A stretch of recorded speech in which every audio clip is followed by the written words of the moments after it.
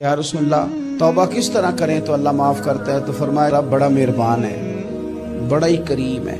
وہ تو کسی بندے کی اونٹنی اگر کبھی گم ہو جائے صحرا میں، اور اس طرح گم ہو کہ پیسے بھی اونٹنی پہ ہو، کھانا بھی اونٹنی پہ ہو، کپڑے بھی اونٹنی پہ ہوں، علاقہ بھی صحرا کا ہو، اور اس نے کسی ٹہنی کے ساتھ باندھی ہو، پھر وہ سو جائے، سو کے اٹھے تو اونٹنی غائب ہو۔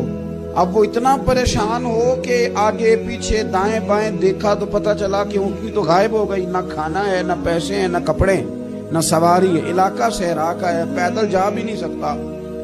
تو فرمایا جس طرح وہ بیٹھ کر موت کا انتظار کرنے لگتا ہے، اور وہ منتظر تھا کہ اب موت ہی آئے گی، اب کوئی اور سہارا نہیں۔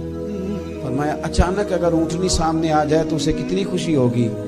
یا رسول اللہ اسے تو بڑی خوشی ہوگی۔